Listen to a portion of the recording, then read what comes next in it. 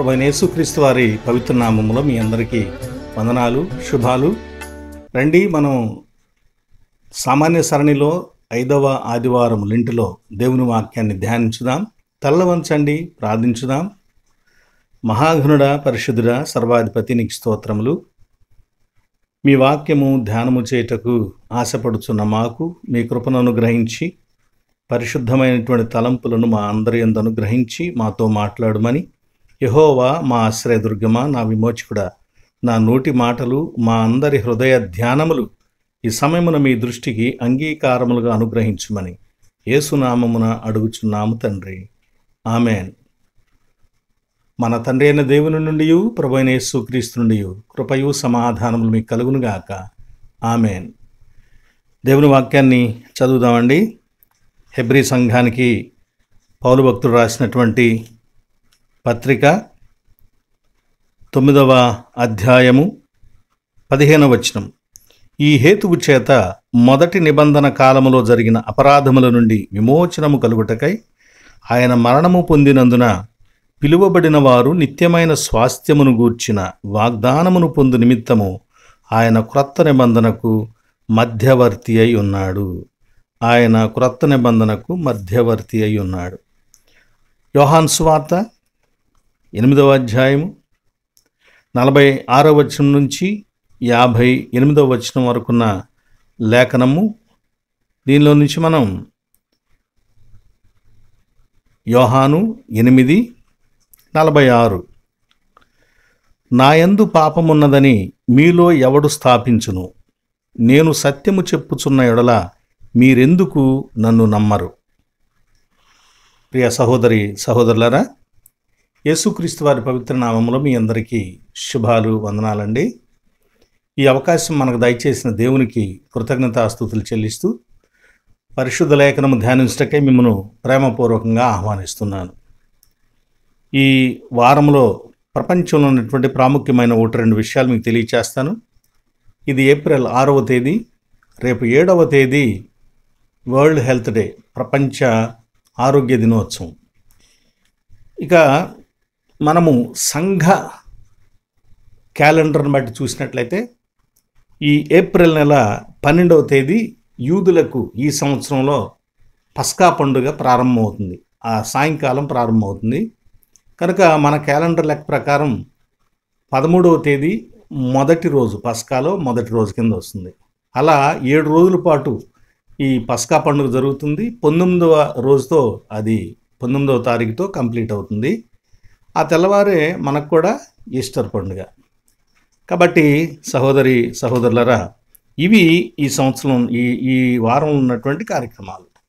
ఇక ఈ ఆదివారానికి సంఘము పెట్టినటువంటి పేరు ఏమిటంటే యూదికే ఆదివారం, జుడికా సండే అని చెప్పి పిలుస్తారు. జుడికా అనేటువంటి లాటిన్ మాటకున్న అర్థం ఏంటంటే జస్టిస్, న్యాయము. ఈరోజు ముఖ్య ఆరాధనలో కీర్తన కూడా మనం, దేవా నాకు న్యాయము తీర్చుము, భక్తిహీనులతో నాకు సమస్యలు ఉన్నాయి కనుక నాకు న్యాయము తీర్చుము, నా పక్షంగా నిలబడుము అని భక్తుడు చేసినటువంటి ప్రార్థనను, ఆ కీర్తనను మనకు ఏర్పాటు చేయడం జరిగింది.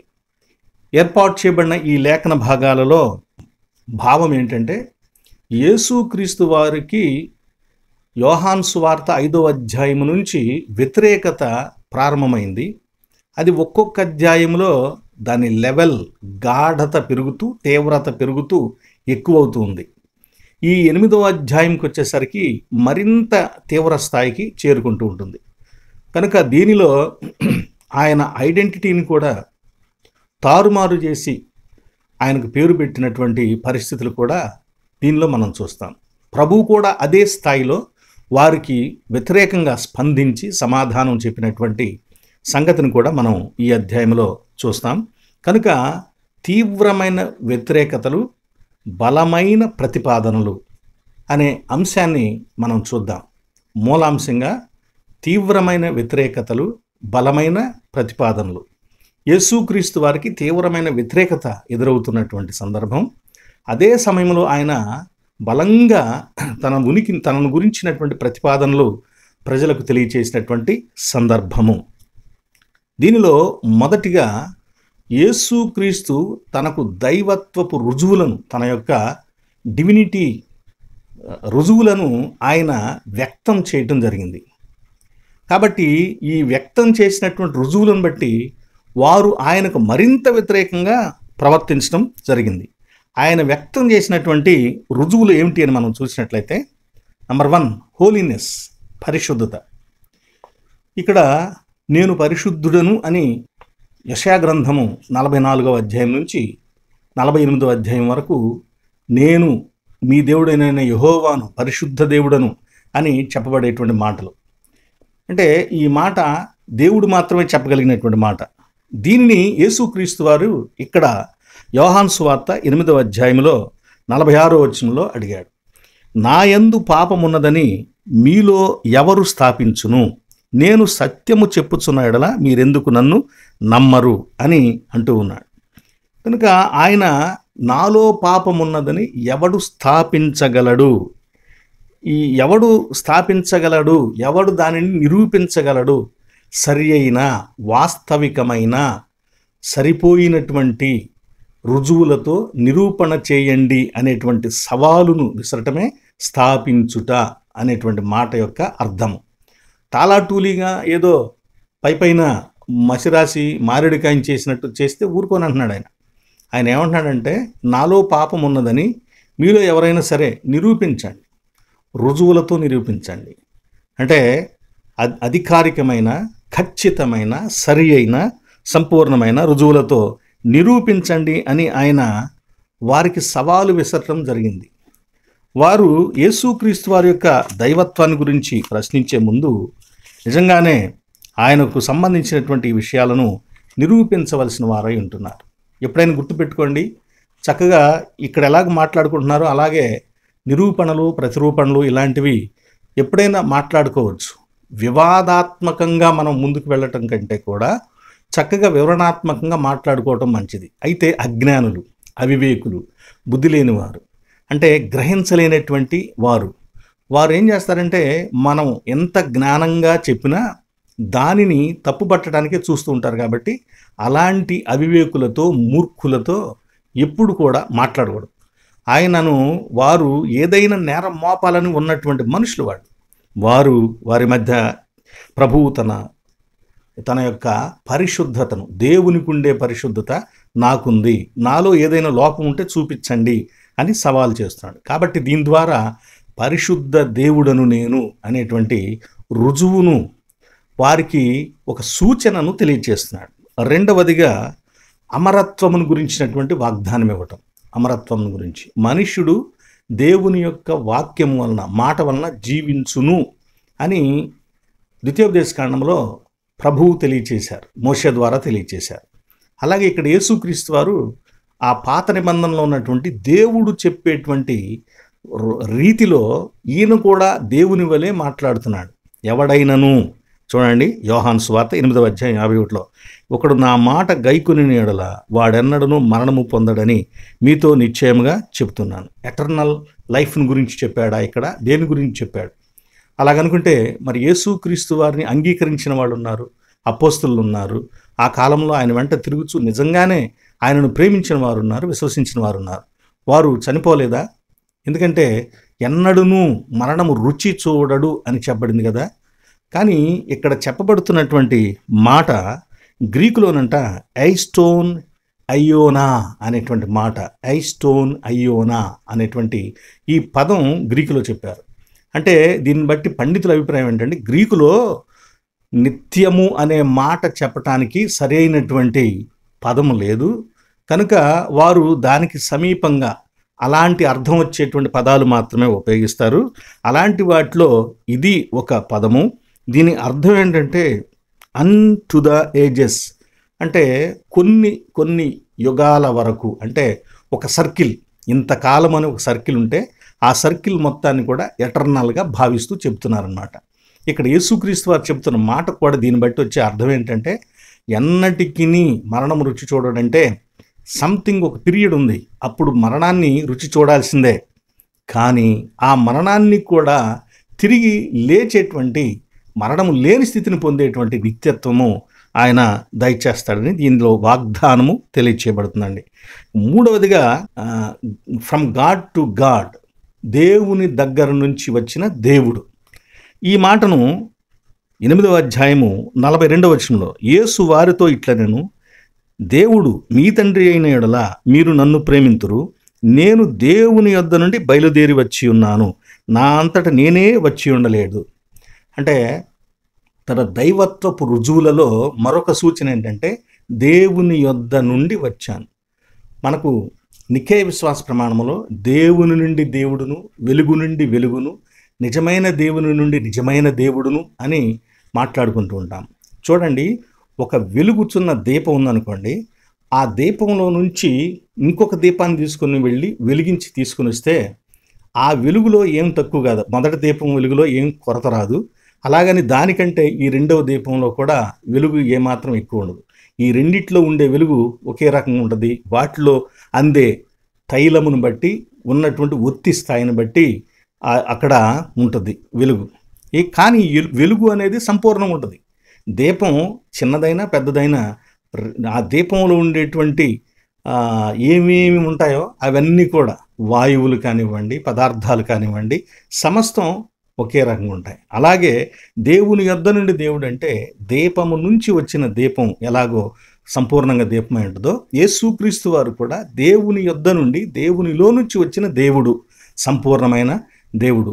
కనుక నేను ఎక్కడి నుంచి వచ్చానో మీకు అర్థం కావట్లేదు, నేను దేవుని దగ్గర నుంచి వచ్చిన దేవుడను అని తన యొక్క దైవత్వ రుజువును ప్రభువైన యేసుక్రీస్తు వారు ఇలా తెలియచేస్తున్నాడు. నాలుగవదిగా మహిమ, గ్లోరీ గురించి తెలియచేస్తున్నాడండి. 8వ అధ్యాయం 54వ వచనంలో, అందుకు యేసు నన్ను నేనే మహిమపరచుకుని యెడల నా మహిమ వట్టిది, మా దేవుడని మీరు ఎవరిని గూర్చి చెప్పుదురో ఆ నా తండ్రియే నన్ను మహిమపరచుచున్నాడు అని తెలియజేస్తున్నాడు. అంటే మహిమ, గొప్పతనం, గ్లోరీ, ఇది యేసుక్రీస్తు వారు తనంతట తాను తెచ్చుకోవట్లేదట. ఒకసారి శిష్యులతో ప్రభు ఉన్నప్పుడు ఒక శబ్దం వినబడింది ఆకాశం నుంచి, ఉరిమింది అని అనుకున్నారు. కానీ దాని అర్థం ప్రభు చెప్పాడు, మీకోసం వచ్చింది, ఇది నిన్ను మహింపర్చా, నన్ను మహింపరచు అని ప్రభువు చేసినటువంటి ప్రార్థనల యొక్క సారాంశం కూడా దానిలో ఉంటుంది. కాబట్టి ప్రియ సహోదరి సహోదరులారా, దేవుడు తీర్పు తీర్చుచూ కూడా తన యొక్క మహిమను పొందగలుగుతాడంట తీర్పుల్లో కూడా. ఈరోజు తెలుసు కదా మనకి. అలాగే ఈ మహిమ అనేది దేవుడు ఆయన నివసిస్తున్నటువంటి ఒక స్థితి, ఆయన చుట్టూ వ్యాపించి ఉన్న ఆయనతో ఉన్నటువంటి ఒక గొప్ప ఔన్నత్యం, దానిని దేవుడు తానే అనుభవించాలనుకోవట్లా, మనుషులు కూడా అనుభవించాలని, అంటే మనం కూడా అనుభవించాలని కోరుకుంటున్నాడు. ఎలా?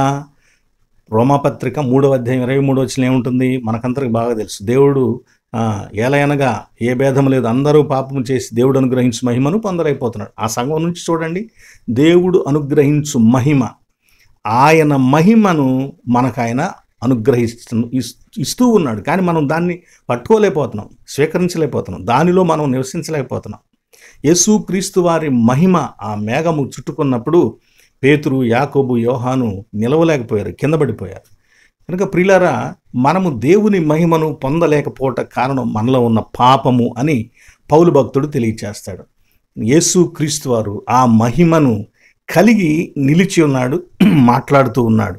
కనుక ఆయన దేవుని మహిమ, ఆ మహిమ నేను కూడా కలిగి ఉన్నానని మహిమను గురించి కూడా ఒక సాక్ష్యాన్ని వారికి చూపిస్తూ ఉన్నాడు అన్నమాట. ఇక 5వదిగా ప్రభు తెలియజేసింది అంటే ఆది సంభూతుడైనటువంటి స్థితి, ఆది సంభూతుడు అని తెలియచేసుకుంటున్నాడు. 8వ అధ్యాయము 58వ వచనంలో చూడండి, యేసు అబ్రహాము పుట్టక మునిపే నేను ఉన్నానని మీతో నిశ్చయంగా చెప్పుచున్నానని. ఎగ్జిస్టెన్స్ అనే మాట మనం అనటానికి అది సరిపోని మాట. ఎందుకంటే ఎగ్జిస్టెన్స్ ముందు లేదు అనేటువంటి భావం ఉంటుంది. ఇప్పుడు చూడండి, మన యొక్క చంద్రుని అవతల, మన భూమికి ఉన్నటువంటి చంద్రుడి అవతల చీకటిగా ఉంది. ఆ చీకటిలో ఇంకా కొన్ని వేరే వేరే ఏవో పెద్ద పెద్ద రాళ్ళు, కామెట్స్ అని చెప్పేసి పిలుస్తూ ఉంటారు కదా, ఇలాంటివి ఇంకా ఎన్నో గ్రహాలు ఉన్నాయని చెప్పేసి నేడు తెలుస్తూ ఉంది. ఎందుకంటే ఈ మధ్య జేమ్స్ హబుల్ స్కోప్ పంపించారు కదా, అది చాలా విషయాలను చూపిస్తుంది. అలాంటప్పుడు ఈ హబుల్ టెలిస్కోప్ వెళ్ళిన తర్వాతే అవి ఉన్నాయా, లేకపోతే అంతకు ముందే ఉన్నాయా? ఇది వాటిని ఇప్పుడు కనిపెట్టిందా, లేదు ఇది కనిపెట్టిన తర్వాత అవి వచ్చినాయా? సైన్స్ ఉన్న వాటిని కనుక్కుంటూ ఉంది. అంటే సైన్స్ కనుక్కోక ముందు అవి ఉన్నాయి కనుక అది ఉనికిలోకి రావటం కాదు, ఆల్రెడీ ఉన్న వాటిని తెలుసుకోగలిగిన తర్వాత. ఇక్కడ యేసుక్రీస్తు వారు కూడా ఉన్నవాడను అన్నాడు. ఉనికిలోకి వచ్చినవాడు కాదు, ఆయన ఉన్నవాడు. అంటే అబ్రహాము కంటే కూడా ముందు ఉన్నవాడు అని ఇక్కడ తెలియచేయబడుతుంది. కాబట్టి అబ్రహాము కంటే కూడా ముందున్నటువంటి ఆయన ఒక గొప్ప ఉన్నతమైన వాడిగా కూడా మనము చూడగలం. చూడండి, ఇగో ఐ మీ అనేటువంటి మాట నేను అని చెప్తూ గినోమాయ్ అనే పదాన్ని ఇక్కడ ఉపయోగించడం జరిగింది. ఈ గినోమాయ్ అనే పదానికి ఉంటూ ఉండేవాడను, ఎప్పుడు ఉన్నాను అనేటువంటి భావం, నేను ఎప్పుడు ఉన్నాను అనేటువంటి భావం తెలియచేస్తుంది. అయితే ఇది మనకి తెలుగు భాషలో ఉన్న బైబిల్లో యోహాను సువార్త 1వ అధ్యాయంలో వాక్యము శరీరధారి అయ్యెను అని చెప్పబడింది చూసారా, వర్డ్ బికమ్ ఫ్లెష్ అని చెప్పబడింది చూసారా. అంటే శరీరధారి అవ్వకముందు లేదా లేదా అంటే ఉంది, అప్పుడున్న స్థితి వేరు, శరీరధారి అయిన తర్వాత ఉన్న స్థితి వేరు. అంటే స్థితి మారుతూ ఉంది కానీ నిత్యము ఉన్నది. అలాగే యేసుక్రీస్తు వారు తన గురించి చెప్పినటువంటి గినోమాయ్ అనేటువంటి పదం యొక్క అర్థం ఏంటంటే ఉన్నవాడను అనే పదానికి అర్థం ఏంటంటే అబ్రహాము కంటే ముందున్నాను, అప్పుడున్నటువంటి స్థితి వేరు, ఇప్పుడు మీతో ఉన్నాను, ఇప్పుడున్నటువంటి స్థితి వేరు. నేను ఈ స్థితిలో మీకు మీ ఎదుట ఉన్నా లేకున్నా నేను నిరంతరము ఉన్నవాడను. కనుక ఆయన పేరు యేసుక్రీస్తు నిన్న నేడు నిరంతరం ఏకరీతిగా ఉన్నవాడు అని చెప్పబడుతుందండి. కాబట్టి గినోమాయ్ అనేటువంటి మాట యొక్క అర్థం అలాంటి అర్థం వస్తుంది. 6వదిగా యేసుక్రీస్తు వారు తీర్పును గురించి కూడా తెలియజేశాడు. చూడండి, యోహాను సువార్త 8వ అధ్యాయము 50వ వచనం, నేను నా మహిమను వెదకటలేదు, వెదకుచూ తీర్పు తీర్చుచూ ఉండువాడు ఒకడు కలడు అన్నాడు. వెదకుచూ తీర్పు తీర్చుచూ ఉండువాడు ఒకడు కలడు అంటే ఈయన స్వయంగా మహిమను వెదకటం లేదు, కానీ ఎవరో వెదుకుతూ తీర్పు తీర్చుతున్నాడు. అంటే తీర్పులు తీర్చుట, దేవుడు తీర్పు తీర్చుచు మహిమను పొందుచున్నాడు. అంటే దేవుడు తీర్పులో కూడా మహిమ పొందుతున్నాడు. కొన్ని తీర్పులు మనం విన్నప్పుడు అది సహజంగా 10 మందిలో తీర్చబడే తీర్పు కానివ్వండి, న్యాయస్థానాల్లో తీర్చబడే తీర్పులు కానివ్వండి, వాటిని వినినప్పుడు ఒక నిరుత్సాహం కలుగుతుంది, నిరాశ కలుగుతుంది. అంటే న్యాయానికి తగినట్లుగా జరగకపోవటాన్ని బట్టి అలాంటి పరిస్థితి మనకు కలుగుతుంది. కానీ కొన్ని తీర్పులలో ఆ జడ్జిలను కానివ్వండి, ఆ లాయర్స్ను కానివ్వండి, ఆ కోర్టును కానివ్వండి చాలా గొప్పగా అభినందిస్తూ ఉంటాం. అంటే అలాంటి చక్కని మంచి తీర్పు ఇచ్చారని అక్కడ తెలుస్తుంది. అంటే ఆ తీర్పు ద్వారా వాళ్ళు ఏమయ్యారనమాట, చక్కని అభినందన పొందగలిగారు. ఇక్కడ దేవుడు కూడా తీర్పులు తీర్చేటప్పుడు తన తీర్పులలో తాను మహిమను సొంతం చేసుకోగలుగుతుంటాడు. జనావళిలో మహిమను ఆయన పొందుతూ ఉంటాడు. ఆయన తీర్పులు ఆయనను మహింపరుస్తూ ఉన్నాయి అని దీని ద్వారా చెప్పబడుతుంది. ఎందుకు ఈ తీర్పుని గురించి, నాలో పాపం ఉందా అనేటువంటి విషయాన్ని గురించి, వీటన్నిటి గురించి యేసుప్రభువు వారు ఇంత తీవ్రంగా ఇక్కడ ఎందుకు మాట్లాడుతున్నాడంటే, ఈ 8వ అధ్యాయం ప్రారంభంలో ఒక ఇన్సిడెంట్ జరిగింది. అదేంటంటే యేసుక్రీస్తు వారు దేవాలయంలోకి వచ్చాడు. అది పర్ణశాలల పండుగ కాలం. ఆయన అక్కడ ఉన్నప్పుడు ఏం చేశారంటే, పరిసయ్యులు మొదలైన వారందరూ ఆయన దగ్గరికి పాపంలో పట్టబడిన స్త్రీ అని ఒక ఆమెను తీసుకుని వచ్చి మోషే రాళ్లతో కొట్టి చంపమన్నాడు, నువ్వేం చేయమంటావో చెప్పని చెప్పేసి అడిగారు. అప్పుడు ప్రభువు అన్న విషయం మనకందరికీ తెలుసు, మీలో పాపం లేని వాడెవడో మొదట రాయి వేయండి అన్నాడు.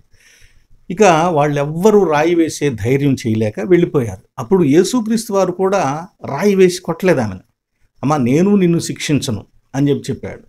కాబట్టి వాళ్ళందరిలో పాపం ఉంది కాబట్టి, పాపం లేనివాడు రాయి వేయమన్నాడు కనుక అందరిలో పాపం ఉంది కాబట్టి రాళ్ళు కింద పడేసి వెళ్ళిపోయారు. మరి యేసుక్రీస్తు వారిలో పాపం లేదు కదా, ఈయన రాయితో కొట్టి ఆమెను చంపొచ్చు కదా. ఇది వాళ్ళు చూస్తూ ఉన్నారు. యేసుక్రీస్తు వారి వైపు ఒక అనుమానంగా, ఒక సందేహంగా చూస్తూ ఉన్నారు. మరి నువ్వెందుకు కొట్టలేదు, నువ్వు నీతివంతుడివి, నువ్వు గొప్పవాడివి, పరిశుద్ధుడివి, బోధకుడివి అన్నట్టుగా భావించుకుంటూ ఉంటావు కదా, మరి నువ్వెందుకు కొట్టలేదు అన్నట్లు ప్రభు వైపు చూస్తున్నారు. కనుక ఏంటి, నాలో కూడా పాపం ఉంది కాబట్టి నేను కొట్టలేదు, ఆమెను రాయిని తీసుకుని కొట్టలేదు అనుకుంటున్నారా?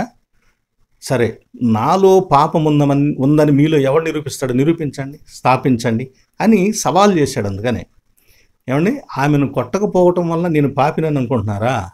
కాదు, మీకులాగా నేను పాపిని కాదు అని ప్రభువు ఆ విషయాన్ని తెలియచేస్తున్నాడు. అలాగే ఆమెకు వారు తీర్పు ఏంటంటే రాళ్ళతో కొట్టాలని, కానీ ప్రభువు తీర్పు ఏంటంటే ఆమెను రక్షింపబడటం.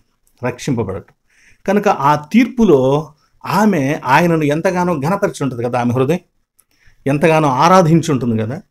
ఆ చుట్టూ చూస్తున్న వాళ్ళు అనేకులు ఇది అన్యాయం కదా, మరి ఆ పురుషుడేడి, స్త్రీ ఒక్కదాన్ని తీసుకొచ్చారు అని మాట్లాడలేక మౌనంగా తమ హృదయంలోనే ఆలోచించుకుంటూ బాధపడుతున్నటువంటి కొందరు ప్రభువు ఈ తీర్పు చెప్పగానే ఎంతో సంతోషించి ఉంటారు, ఆయన మహింపరుచుంటారు. కనుక తీర్పు తీర్చుచు మహిమను వెతకేవాడు కూడా ఉన్నాడు అని చెప్తే తండ్రి, కుమార, పరిశుద్ధాత్మ తీర్పు తీర్చుచూ ఉన్నారు. వాళ్ళ తీర్పులు సత్యము, వాళ్ళ తీర్పుల ద్వారా వారు మహిమ పొందుతున్నారు. 8వ అధ్యాయం 16వ వచనం కూడా అంటాడు, నేను తీర్పు తీర్చినను నా తీర్పు సత్యమే. నేను తీర్చిన తీర్పు సత్యమే అని ప్రభువు తెలియచేస్తున్నాడండి.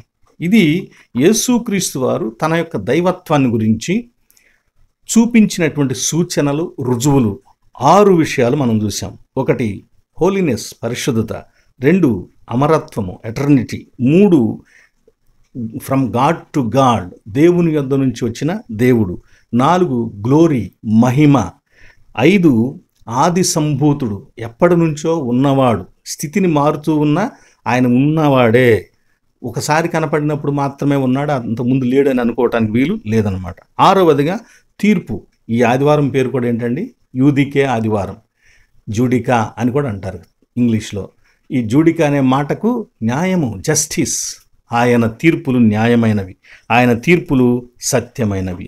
ఇది యేసుక్రీస్తు వారి యొక్క రుజువులను, తన దైవత్వపు రుజువులను యోహాను సువార్తలో ఈ అధ్యాయంలో చాలా చక్కగా ప్రభు స్పష్టంగా, అంటే ఆయన దేవుడు కాదు అనేటువంటి ఒక బ్లేమ్, ఆయన ఐడెంటిటీనే దెబ్బతీసేటువంటి పరిస్థితి, బెయల్జెబూలు వలన ఇతడు దయ్యములు వెళ్ళగొడుతున్నాడు అనేటువంటి మాట, సమరయుడు అనే మాట, ఆ మాట ఆయన దేవుడై ఉంటే ప్రజలందరూ దేవుడు, మెస్సియా, ప్రవక్త అని దైవ సంబంధమైన వ్యక్తిగా భావిస్తుంటే వీళ్ళు ఆయన ఏం చేశారంటే దయ్యపు సంబంధమైన వ్యక్తి అని ప్రచారం చేయటం మొదలుపెట్టారు. కనుక ఈ తప్పుడు ప్రచారాన్ని ఆయన ఖండిస్తూ తన యొక్క దైవత్వపు రుజువులను తెలియచేసి ఉన్నాడు.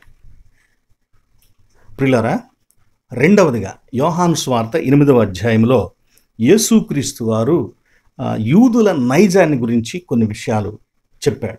ఆ విషయాలను మనము చూద్దాం. యూదుల యొక్క నైజము. నంబర్ 1, నేరము మోపటం, నిందలు వేయటం, నెపములు వేయటం. కొంతమందికి ఉన్న లక్షణం ఏంటంటే అన్ని సందర్భాల్లో కూడా ఎదుటివారి మీద నింద. నేను చెప్పానా, అందుకే నేను చెప్పినాగా నువ్వు వినలా, ఇట్లాగూ మాట్లాడుతూ ఉంటాం. ఏది అనవసరంగా కొన్ని విషయాలు ఇలాగ మాట్లాడుతూ ఎదుటివారిని బ్లేమ్ చేస్తూ ఉంటాం. ఈ యూదులు, అంటే యూదులు అందరూ కూడా కాదండి, యూదుల్లో ప్రాముఖ్యంగా ఆయన మీద నేరం మోపాలని చూస్తున్నటువంటి మత శాఖలకు సంబంధించినటువంటి వారు వీరు వారితో పాటు ఉండేటువంటి మరికొందరు యేసుక్రీస్తు వారి మీద నేరం మోపటానికి ఏమేమి చేశారంటే, మొదట వాళ్ళు నేరం మోపేవాళ్ళని చూస్తున్నాం.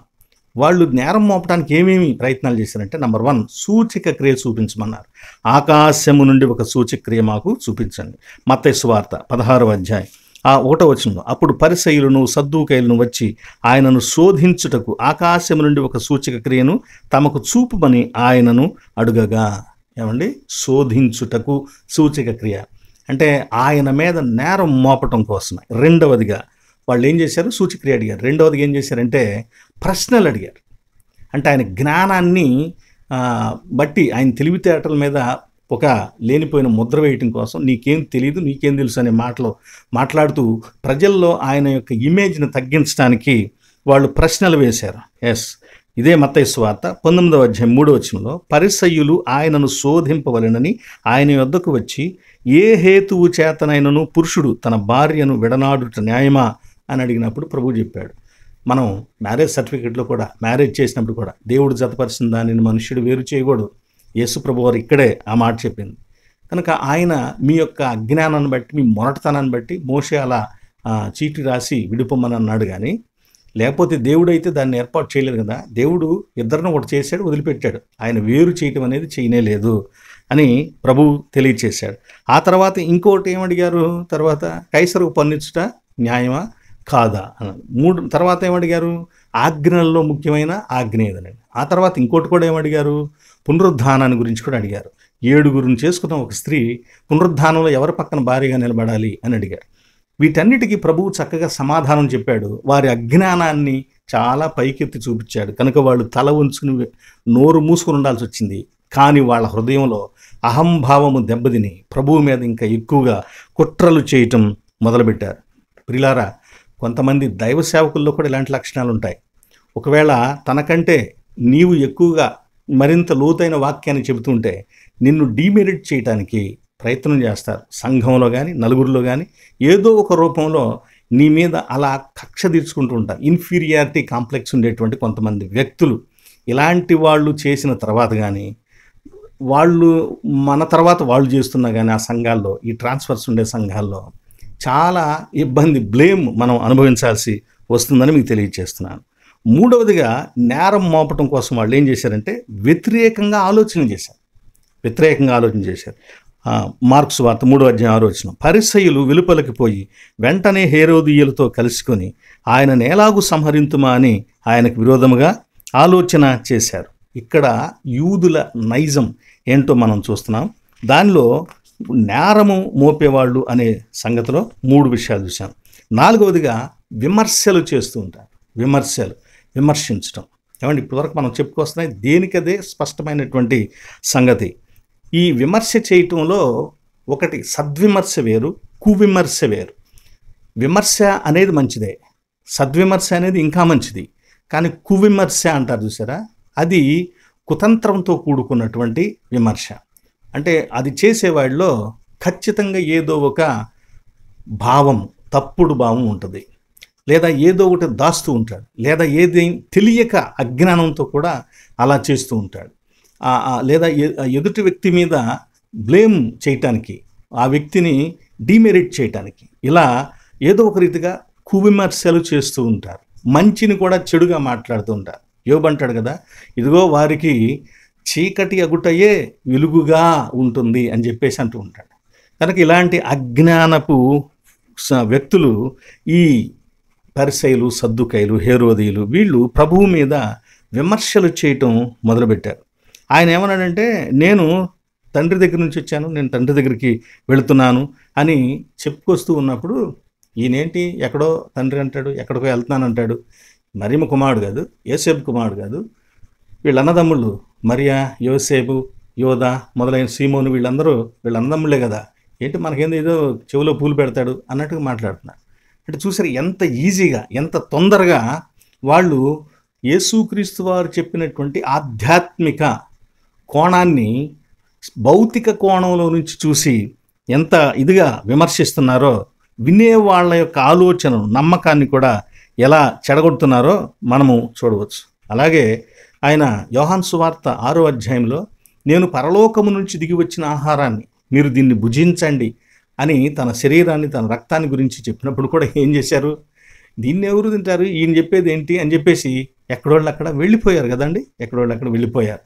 అంటే అజ్ఞానం, విమర్శించడం, అవగాహన చేసుకోరు, అర్థం చేసుకోరు, తెలుసుకోరు. ఆ తెలుసుకోవటానికి కావాల్సినట్లుగా వినకుండా, అర్థం చేసుకోకుండా చెప్పేటువంటి సంగతులను అజ్ఞానముతో విమర్శించేటువంటి వ్యక్తులు యేసుక్రీస్తు వారిని విమర్శించారు. కనుక సామాన్యులమైనటువంటి మనబోటి దైవజనులను, క్రైస్తవులను, బుద్ధి చెప్పేవారిని విమర్శించడం పెద్ద సమస్యేం కాదు.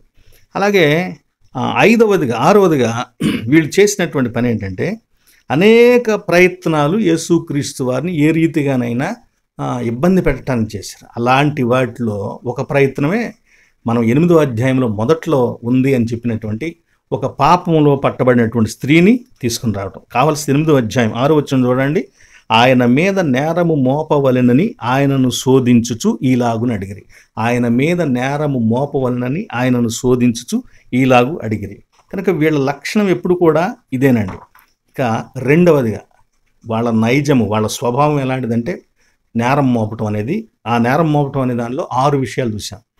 రెండవదిగా వారికి ఉన్నటువంటి సంబంధ బాంధవ్యాలు, ఎలాంటి సంబంధ బాంధవ్యాలు వాళ్ళు కలిగి ఉన్నారు.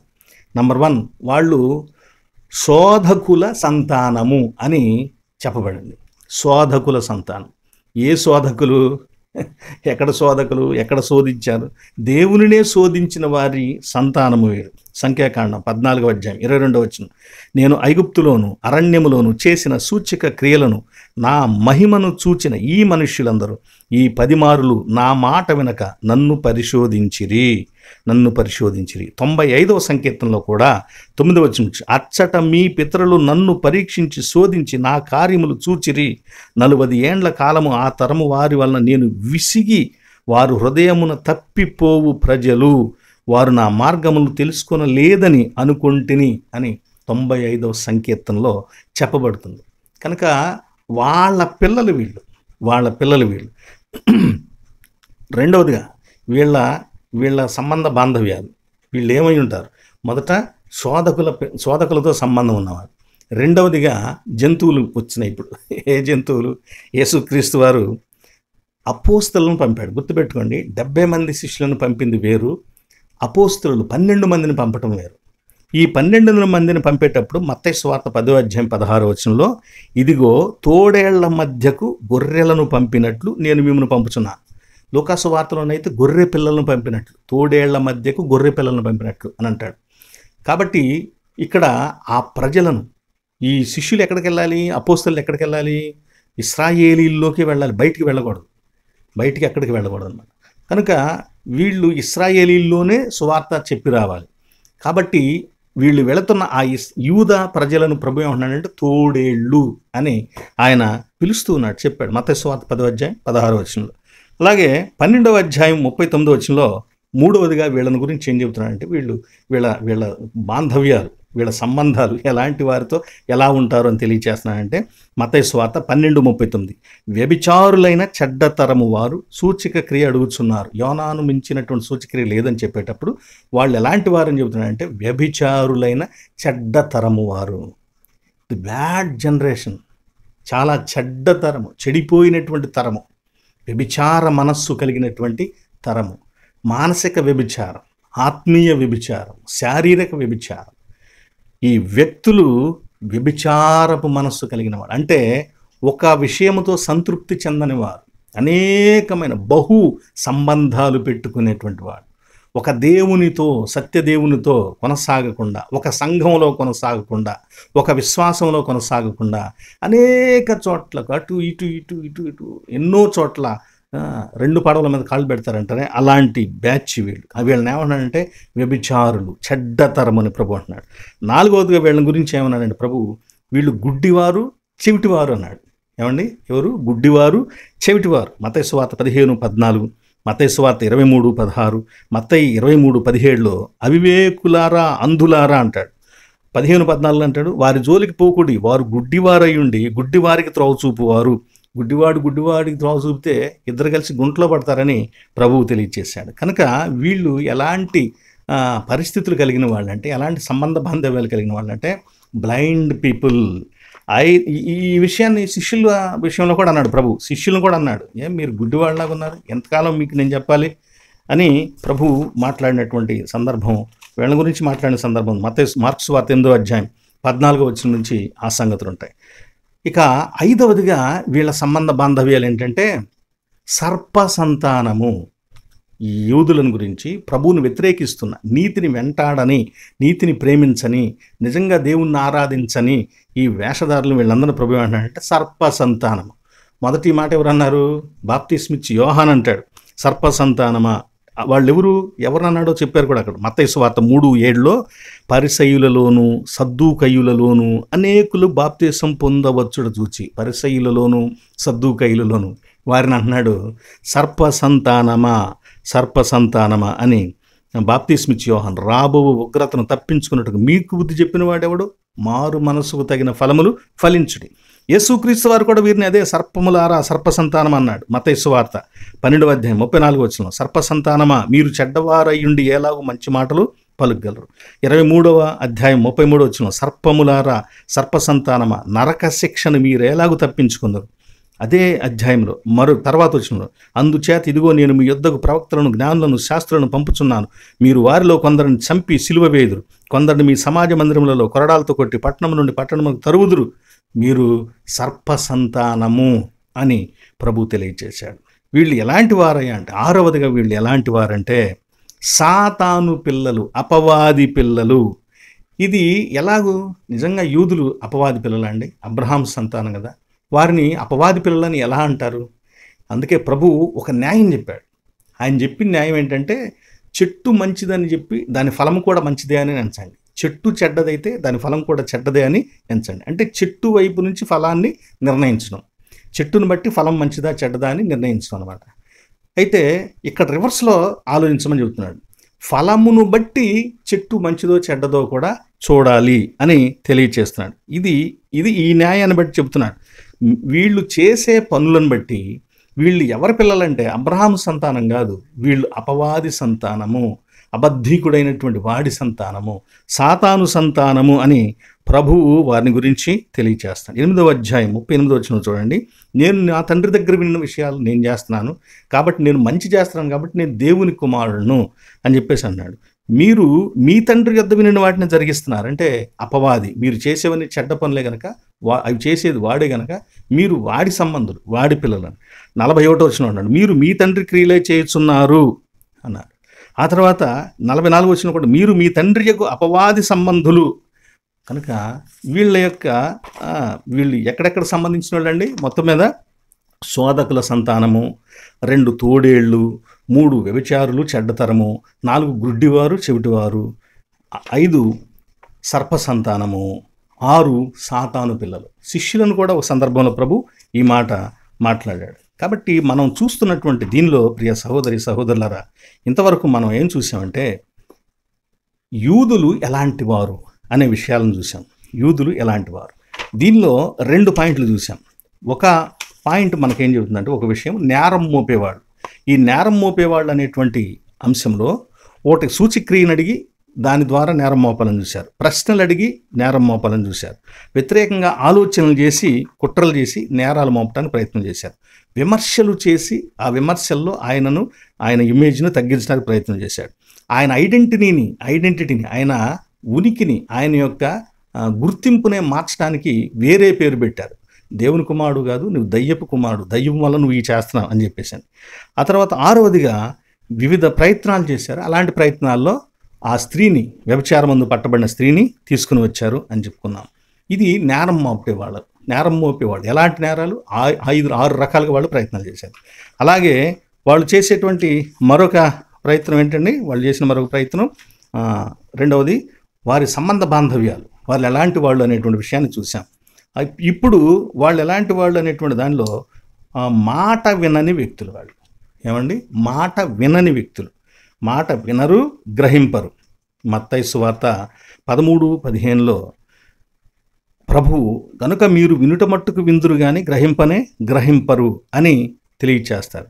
ఇక్కడ మనకి 8వ అధ్యాయం యోహాను సువార్త 43వ వచనంలో, మీరేలా నా మాటలు గ్రహింపకున్నారు, మీరు నా బోధ విననేరకుండుట వలననే కదా అని చెప్పి ప్రభు తెలియచేస్తాడు. అప్పుడు 46వ వచనంలో ఏమంటున్నాడంటే, నేను సత్యము చెప్పుచున్న యెడల మీరెందుకు నమ్మరు? అంటే యేసుక్రీస్తు వారిని నమ్మకపోవటాన్ని గురించి ఆయన తీవ్రంగా వాళ్ళని విమర్శిస్తున్నాడు, తీవ్రంగా వాళ్ళ తప్పునెత్తి చూపిస్తున్నాడు. మీరు ఇంత పొరపాటు చేస్తున్నారు, మీకున్నటువంటి దుర్లక్షణం ఇది అని చివరికి తన చేతులతో చేసిన నరులను ఆయన అంటున్నాడు, మీరు సర్ప సంతానం, అపవాది సంతానం అని ప్రభువు వారి యొక్క మాటలు, వారి యొక్క క్రియలు, వారి తలంపులను బట్టి మాట్లాడుతున్నారు. నిజంగా మనకు కూడా కుటుంబాల్లో, బంధువుల్లో, ఇరుగు పొరుగు వారిలో, సంఘములో, సహవాసములో ఇలాంటి వ్యక్తులు ఉంటారు. తోడేళ్ల వంటి, పాముల వంటి, అపవాది వంటి, శోధకుల వంటి వ్యక్తులు ఉంటూ ఉంటారు. వీళ్ళతో ఎప్పుడు చుట్టూ ఉండే వాళ్ళందరూ కూడా సమస్యను అనుభవిస్తారు. ఆ కుటుంబం అంతా ఇబ్బంది పడుతుంది, ఆ సంఘం అంతా ఇబ్బంది పడుతుంది. ఆ స్నేహితులందరూ ఇబ్బంది పడతారు. ఇలాంటి వ్యక్తుల వలన ఆ కులము, ఆ గ్రామం కూడా ఎంతో సమస్యను అనుభవిస్తుంది. కులములో ఒకడు పుట్టి వాడి గుణము సరిగా లేనందువలన కులానికే చెడ్డ పేరు వచ్చినట్లు. అంటే చెరుకు చక్కగా అన్ని కణుపులన్నీ పుట్టుకుంటా తీపిగా ఉంటుంది, చివరిలో వెన్ను వస్తుంది. ఆ వెన్ను వచ్చిన తర్వాత వీటిలో ఉండే తీపి మొత్తం పోతుంది. చెరుకు తీపి తగ్గిపోద్ది వెన్ను వచ్చిందంటే. అలాగే ఒక గుణం లేని వాడి వలన కులమంతటికి చెడ్డ పేరు వస్తుందని చెప్పినట్టుగా ప్రియ సహోదరి సహోదరులారా, వ్యక్తుల వలన మరి ఆ కుటుంబానికి మంచి పేరు, సంఘానికి మంచి పేరు, చెడ్డ పేరు వస్తూ ఉంటాయి. నీవు ఎలాంటి పేరు నీ కుటుంబానికి తీసుకొని రాగలుగుతున్నావు? నీవు నీ స్నేహితులకు ఎలాంటి పేరు తీసుకుని రాగలుగుతున్నావు? నీవు నివసిస్తున్న సంఘానికి నీవు ఎలాంటి మంచి పేరు వచ్చేటట్లు ప్రవర్తించగలుగుతున్నావు? ఒకసారి ఆలోచించుకుందాం. మూడవదిగా వీళ్ళకున్న లక్షణం ఏంటంటే మాట గ్రహించని వారు. వీళ్ళు వినరు కనుక గ్రహించరు. కనుక ప్రభు వాళ్ళని మీరు గుడ్డివాళ్ళు, మీరు చెవిటివాళ్ళు అని చెప్పేసి, మీ చెవులు మందమెక్కినాయి అని యెషయా గ్రంథంలో చెప్పినటువంటి సంగతులు చెబుతున్నాడు. నాలుగవదిగా వీళ్ళు తప్పు విశ్వాసం కలిగిన వాళ్ళండి. నాలుగవదిగా వీళ్ళు ఎలాంటి వాళ్ళు అంటే తప్పు విశ్వాసం, ఫేక్ ఫెయిత్ అంటారు, తప్పుడు విశ్వాసం. ఈ మాట ఎందుకు మనం చెప్పుకోవాల్సి వస్తుందంటే 8వ అధ్యాయం 30వ వచనంలో అనేకులు ఆయన యందు విశ్వాసం ఉంచిరని రాయబడింది. మనం అందరం అనుకుంటాం నిజంగానే విశ్వసించారు అనుకుంటాం. కానీ యేసు ప్రభు వారు వెంటనే 31వ వచనం అంటారు, కాబట్టి యేసు తనను నమ్మిన యూదులతో, విశ్వసించారని పైన చెప్పారే వాళ్ళతో, మీరు నా వాక్యమందు నిలిచిన వారైతే నిజముగా నాకు శిష్యులై ఉండి సత్యమును గ్రహించెదరన్నాడు. అంటే మీ విశ్వాసం ఎలాంటిదో నాకు తెలుసు, మీరు సత్యాన్ని గ్రహిస్తేనే నాకు శిష్యులు, లేకపోతే శిష్యులు కాదు. మీరు సత్యాన్ని వినటం లేదు, గ్రహించటం లేదు, నేను సత్యమే చెప్తున్నాను, మీరు ఎందుకు నమ్మరు అని కూడా తర్వాత 46వ వచనంలో ఆయన ప్రశ్న వేశాడు. కనుక ఈ విశ్వాసం ఫాల్స్ ఫెయిత్, సరైనటువంటి విశ్వాసం కాదు. వీళ్ళ విశ్వాసం క్రమమైనది కాదు. అలాగే 32వ వచనం నుంచి వాళ్ళు వాదించడం మొదలుపెట్టారు. మళ్ళీ అంటే 30వ వచనంలో విశ్వాసులను ఉంది, విశ్వసించారని. 31వ వచనంలో మీ విశ్వాసం ఎంత గొప్పదో నాకు తెలుసులే అని ప్రభు అన్నాడు. 32వ వచనం నుంచి వాళ్ళు విమర్శించడం మొదలుపెట్టారు. అలా 8వ అధ్యాయంలో 58వ వచనం వరకు వాళ్ళు విమర్శిస్తూనే ఉన్నారు. వీళ్ళే విశ్వసించిన వాళ్ళు. జాగ్రత్త, విశ్వాసులు ఇలాగే ఉంటారు చాలామంది. దేవుని సన్నిధికి వస్తూ ఉంటారు, విమర్శిస్తూ ఉంటారు. ఎదురుగా ఒక రకంగా మాట్లాడతారు, వెనక ఇంకో రకంగా మాట్లాడతారు. దయ్యపు స్వభావము. అంటే సంఘానికి వస్తారు కానీ, ఆరాధనకు వస్తారు కానీ ఆత్మతో ఆరాధించడానికి రారు. ఆరాధనలో ఉంటారు కానీ మార్పు చెందిన హృదయము వాళ్ళలో ఉండదు. కనుక పైన వస్త్రాలు మార్చినట్లుగా వారు పైకి కొన్ని మార్పులు మనకు చూపిస్తారు తప్ప హృదయము సమాధి వంటిది. వారి హృదయము సమాధి వంటిది. కంపు లోపల, కుళ్ళు లోపల ఉంటుంది. చివరికి చూడండి, వీళ్ళు ఈ విశ్వసించిన వాళ్ళు చివరికి 59వ వచనంలో చూస్తే, కాబట్టి వారు ఆయన మీద రాళ్ళు రువ్వుటకు ఎత్తిరి కానీ యేసు దేవాలయంలో దాగి ఉండి వెళ్ళిపోయెను అని చెప్పబడింది. 5వదిగా వీళ్ళు ఎలాంటి వాళ్ళు, యూదులు ఎలాంటి వాళ్ళు? 5వదిగా వాదులాటలాడేవాళ్ళు. వాదించటమే భక్తి అనుకుంటారు కొంతమంది. వాదించటమే.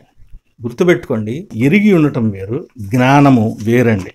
ఇక్కడ యేసుక్రీస్తు వారు వీళ్ళని గురించి మాట్లాడుతూ ఒక మాట అన్నాడు. ఏమన్నాడు? 8వ అధ్యాయం 55వ వచనంలో, మీరు ఆయనను ఎరుగరు, నేను ఆయనను ఎరుగుదును అన్నాడు. ఎరుగరు, ఎరుగుదును ఒకే పదం కదా. కానీ గ్రీకులో ఏముంటుంది, ఇంగ్లీష్లో ఏముంటుంది తెలుసండి? KNOW, నోన్ అని ఉంటుంది.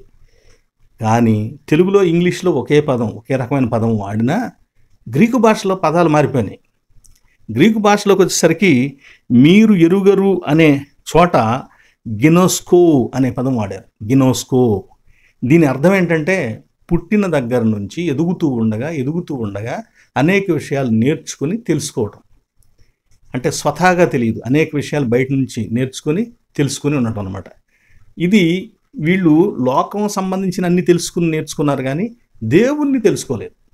మీరు ఎరుగరు అనే మాటకు గినోస్కో అనే పదం ఏం తెలియజేస్తుందంటే, మీకు దేవుడు పలానా ఆయనని తెలుసు, ధర్మశాస్త్రం ఉందని తెలుసు, మోషే ఇచ్చాడని తెలుసు, పండగలు చేయటం తెలుసు, బట్ దేవుడు మీకు తెలియదు. దేవుని గురించి తెలుసు కానీ దేవుడు మీకు తెలియదు. కానీ మరి యేసు ప్రభు వారు తన గురించి అక్కడ వాడిన మాట, నేను ఎరుగుదును అనే చోట ఆయనకు వాడినటువంటి మాట ఏంటంటే ఒయిడా అనేటువంటి మాట.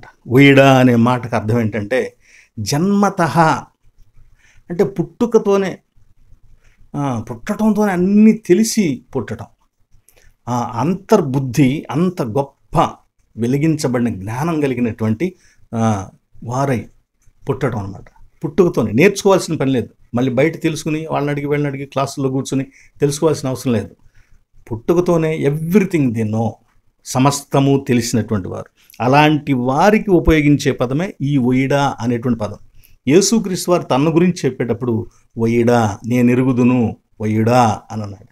మీకు తెలియదు మీరెరుగురు అనే చోట గినోస్కో అని అన్నాడు. కనుక జాగ్రత్త, వీళ్ళకి తెలియదు అంటే వాదించటం కోసం ధర్మశాస్త్రం చదివారు తప్ప నీతిగా బ్రతకటానికి, దేవునికి భయపడి జీవించడానికి చదవలేదన్నమాట.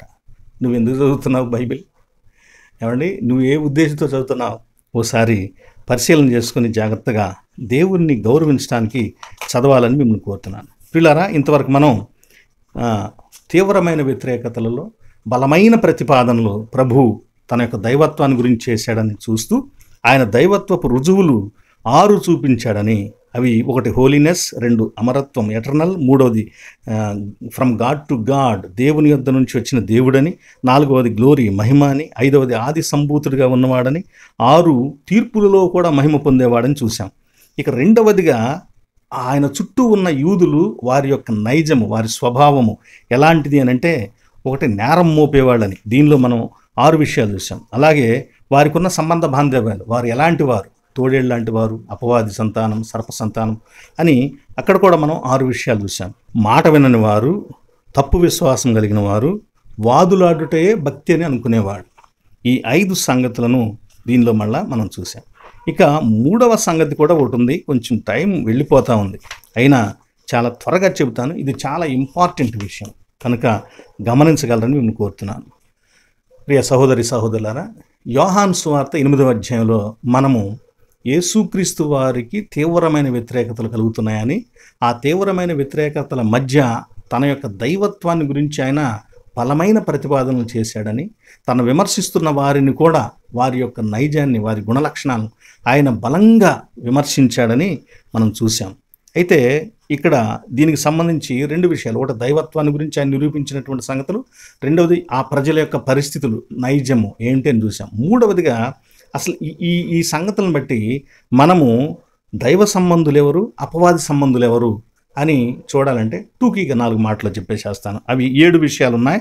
నంబర్ 1, నీతిని బట్టి దైవ సంబంధి ఎవడో, అపవాది సంబంధి ఎవడో తెలుస్తుంది.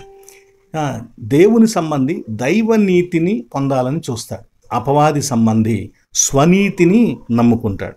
2వదిగా విశ్వాసాన్ని బట్టి దైవ సంబంధి దేవుని వాక్యాన్ని బట్టి, దేవునిని బట్టి స్థిరమైన విశ్వాసాన్ని కలిగి ఉంటాడు, సరి అయిన విశ్వాసాన్ని కలిగి ఉంటాడు. కానీ అపవాది సంబంధి ఫికల్ ఫెయిత్, చపల చిత్తము వంటి విశ్వాసము, అంటే భ్రమలను నమ్ముతాడు, అశాశ్వతమైన వాటిని నమ్ముతాడు, కథలను నమ్ముతాడు, వాక్యాన్ని కంటే కథలను నమ్ముతాడు. కనుక వాడి విశ్వాసము ఆ కథలతోనే ముగిసిపోతుంది, వాక్యం దాకా వెళ్ళదు. అది అపవాది సంబంధి అని దాని ద్వారా మనం తెలుసుకోవచ్చు. 3వది నిరీక్షణను బట్టి దైవ సంబంధి. పాత నిబంధనలో నిరీక్షణ ఉంది, మెస్సియా వస్తాడని. క్రొత్త నిబంధనలో ఒక నిరీక్షణ ఉంది, యేసుక్రీస్తు రాబోతున్నాడని, ఆయన రక్షకుడని, ఆయన తిరిగి లేచాడు, నన్ను కూడా తిరిగి లేపుతాడని. ఈ నిరీక్షణ జీవము కలిగిన నిరీక్షణగా ఏ వ్యక్తిలో ఉంటుందో అతడు దైవ సంబంధి. అసలు నిరీక్షణ లేకుండా ఉండేవాడే అపవాది సంబంధి. వాళ్ళనే అంటాడు పౌలు, నిరీక్షణ లేని ఇతరుల వలె మీరు దుఃఖపడొద్దు అని చెప్తాడు. ఇక 4వదిగా ప్రవర్తనను బట్టి చూద్దాం. దైవ సంబంధి దేవుని చిత్తాన్ని నెరవేరుస్తాడు. యేసుక్రీస్తు వారు ఏమంటున్నాడు, నేను నా తండ్రి చిత్తాన్ని నెరవేరుస్తాను. కానీ అపవాది సంబంధులు అపవాది సంబంధమైనటువంటి విషయాలనే నెరవేర్చాలని చెప్పేసి తమ స్వకీయ దురాశలు, అపవాది కలిగించేటువంటి ఆలోచనలను నెరవేర్చడానికి ప్రయత్నిస్తుంటారు.